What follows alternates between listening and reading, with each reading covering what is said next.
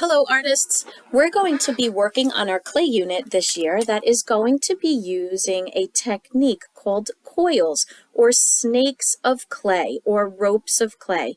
You're going to be working with coils to create lots of different line designs. Think of spiral lines, zigzag lines, and any other type of lines that you can use. To begin, you are going to be working on a clay mat so that your clay does not stick to the table and a ball of clay. You're going to do this by ripping off small pieces of clay and rolling them in between your hands to start making a baby carrot or a hot dog shape. You're then going to roll this clay out on your clay mat using long back and forth motions. Make sure you're going all the way with your hands. If you feel like your clay is starting to get flat on one side, you can kind of tap down on that top part where it is a little uneven. Notice how I start by using now two hands because my coil is bigger than one hand. I am looking to make an even piece of clay about the size of my pinky, no thinner. Now I'm going to take that clay and I'm going to roll it up into a spiral. I'm going kind of slow because I want to keep that piece nice and consistent. I'm going to keep doing this process over and over again to make many different coils. Notice I'm working kind of quickly, but this is new for you. Do a pinky check. I've been working with this for many years, so if you make a mistake, it's okay with clay to just start over again. Notice here I made a V, and now I am making spirals on both the left and the right side and bringing it together. I smush in that bottom piece, and now I've made a coil heart. I'm going to set that aside, and let's see if I can try and make a different piece. Notice how on my right side that end of clay got a little bit thin. It's smaller than my pinky, so I can fold it over and roll again and now get an even piece of clay. Now I'm going to do a zigzag line or a back and forth line by making my clay go up, down, up, down. I'm going to keep doing this and put them on my clay mat to save them all up for the next step.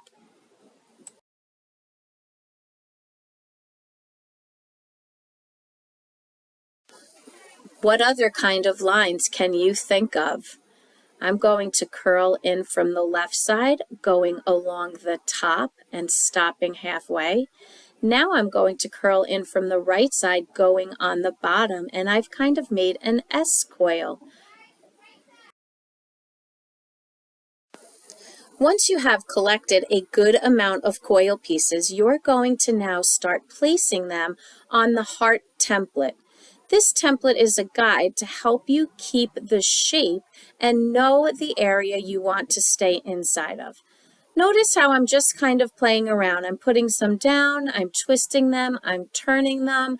I'm not looking to create something that is too perfect. I'm looking to keep it a little bit organic and decorative.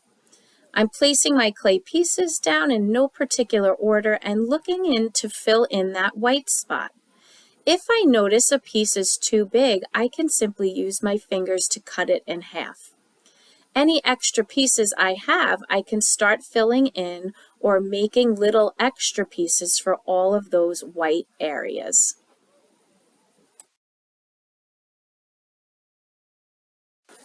My goal as I'm working on this is to not see any of the white paper through my clay design.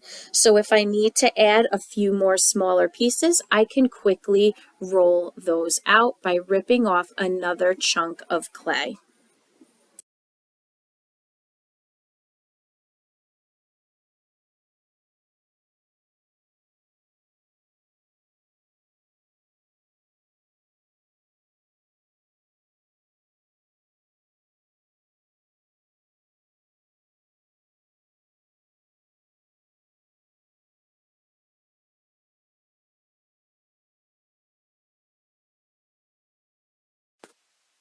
Now that I have used all of the coils that I had, I still have lots of white spots. So what I'm going to do is take little pieces of clay and roll them into a sphere or a snowball and make little tiny beads and push them into those empty spaces.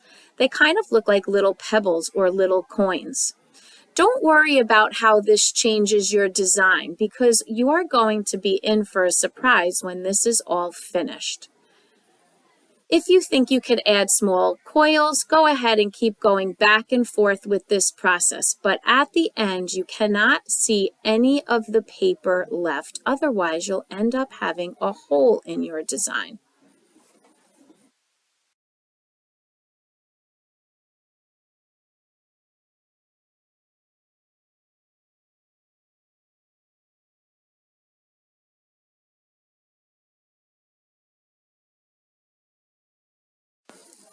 The last part of this process, now you can't see any of my white paper, is to create coils that is going to become the outline or the edge all around the heart. You can make several different coils if you're not able to make one that is as long as the whole heart. Notice how I made two different coils. I'm attaching two pieces so it needs to join, so I need to take my toothbrush to scratch and wet where those pieces are going to match up. Notice how I'm just kind of drawing with my clay. At the bottom, I need those two to create a seam or to come together, so I'm using my toothbrush to scratch and wet it. Now, I am going to do something a little surprising, and I am going to take my finger and smooth in all of those coils along the edge. And if I realize I made a few extra beads to fill in some of that space, that's okay too.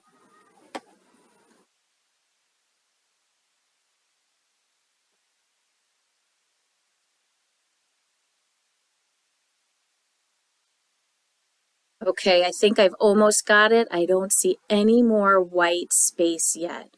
So now I have coils, I have spirals, I have zigzags, and I have pebbles. You're going to now take your finger, artist, and you are going to smear, smudge, and blend all of this together. I know it might feel a little scary to do because you just spent all of this time working on your clay design.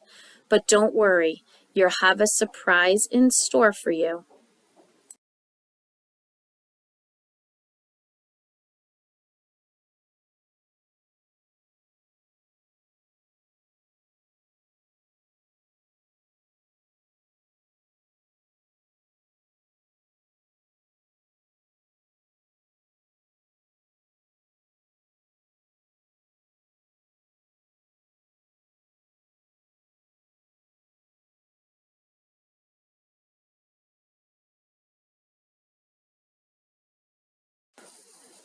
Once you have finished smoothing, smudging, and smearing and blending all of that clay together, you can dip one finger in your water and just smooth out the back and the edges. You don't want to use too much water, just a little bit. Once you've done that is the final reveal. You're going to carefully take your heart, put your one hand on it, and you're going to flip it over. Make sure your name is on the paper so we know whose it is once we end class for today. Are you ready? Congratulations, you've made your clay medallion using coils.